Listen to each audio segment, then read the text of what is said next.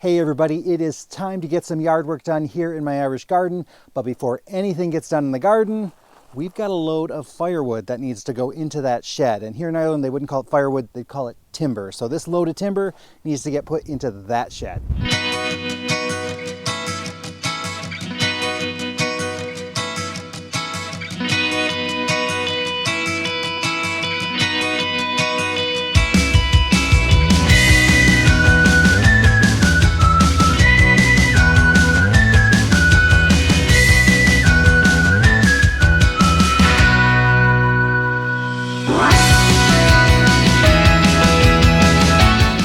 Well, that job is done, but I don't think there's going to be much done in the garden today.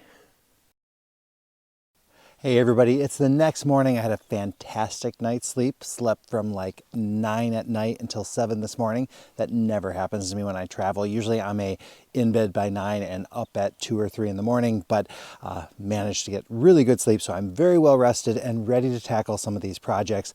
I want to start right at the front door and work my way out from there. That's kind of, the welcome. So hey, got to start there. So here goes. I'm looking at it right now. Got some work to do. So this is really just a case of clearing out all the weeds that are growing here, tidying up my little hydrangea here. And this here though is a foxglove that has self-seeded. I think I'm going to leave that there. I actually have a bunch of foxglove growing in here. That's what all this is. And it's not the ideal spot for it.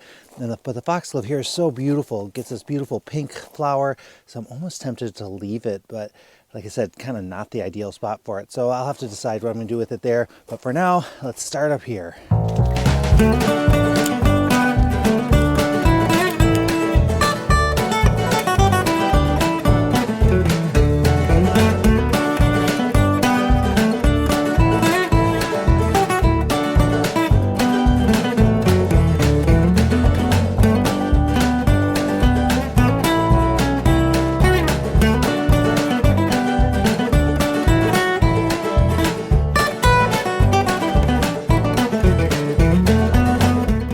Now in this area here, I think my goal is to clean out this area in front before I actually clean out the flower bed, just to kind of see what's here.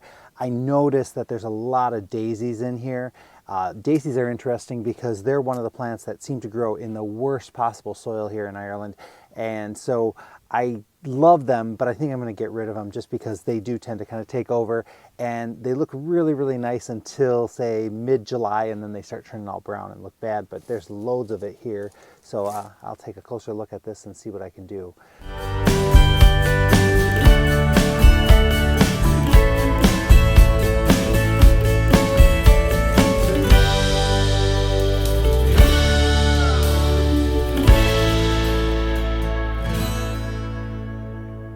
So I managed to get most of that all kind of cleaned up. I did leave a lot of the foxglove. I love the Irish foxglove, and although this is not the ideal spot for it, if Irish foxglove wants to grow in my yard, I am not going to challenge it. So it's just beautiful plants. And then over here, this is kind of all tidied up over here. Looks so much better, so much more inviting. Some more foxglove right over there. There's also a foxglove growing down in that little container, so I'm going to leave that one. And overall, all these plants are pretty easy to get rid of. The one that's been kind of a pain is this one here, and you can see it kind of has a little bit of a white yellow daisy flower there. This one, it just, when I try to pull it up, it's, the roots are just a little stickier. It does come up though pretty easily. The one that's pretty easy as well is this one here, and it grows on these runners. So wherever these runners touch, so see, it comes up pretty easy. I can pull it out here, but everywhere that these things touch, it takes root. So it's a pretty vigorous spreader. I wouldn't call it invasive. It's very easy to keep under control, but you do have to kind of keep pulling it up. It gets a really pretty yellow flower though, so I don't mind it when it's there, but I really don't want it growing where I don't want it to grow. So it's going to take me a little while to get this stuff down here cleaned up. Grasses are also pretty easy. Most of those are growing on runners too, but a lot of the stuff in here is just really shallow rooted. So you can see it just kind of pops out. So that's not too bad. Now most of the stuff has already reseeded, so that means it might be futile for me to be pulling this stuff out now because it's probably already reseeded. Now here's one that gets more of a tap root, so those can be a little bit challenging. So next up, I'm going to work on getting all this stuff cleaned out.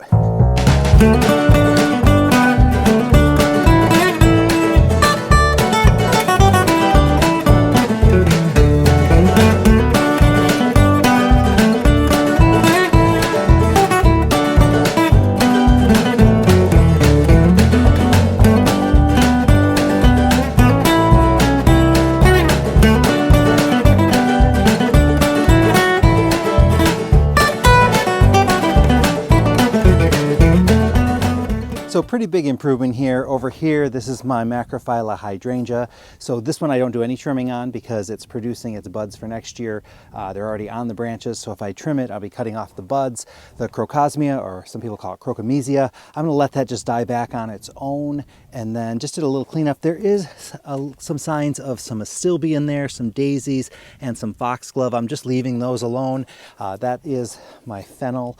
That just kind of comes back every year. And also I do tend to trim it back because if I try to snap them off, a lot of times I pull the roots out. The one good thing about that is when I pull the roots out, when I go and throw it on the compost pile, usually I have some fennel growing there, some more astilbe in there. Those are roses.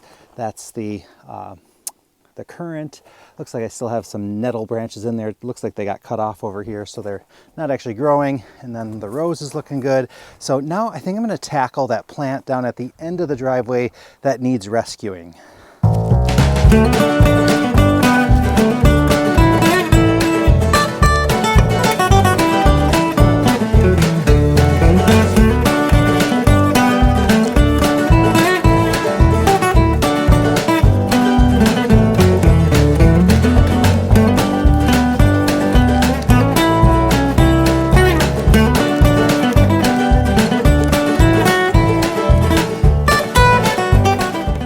So that's a big improvement, and these look like they're all buds coming. I didn't realize this was such a late bloomer, but it's pretty cool. Lots of brambles in there. My wall has kind of started to tumble down a little bit, but this is good enough for now. At least that plant can breathe a little bit. Might clean up a little bit more over on this side. Definitely needs work on the back side. Now, while I was freeing up that plant there, I forgot in here I have a rhododendron, which seems to have been totally swallowed up by the grass. Let's see if I can rescue that.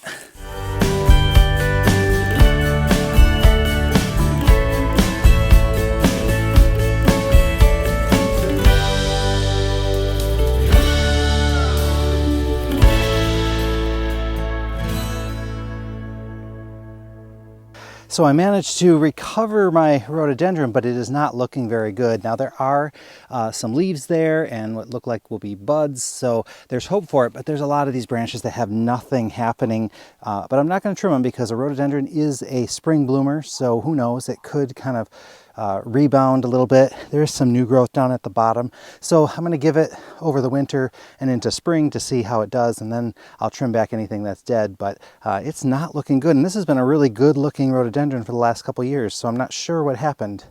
So I'm pretty happy with the progress on today's cleanup. Still loads to do, but at least I feel like I got something done. Next video, I'm going to tackle those laurels there. That needs some hedging, and that's going to be a bit of a job.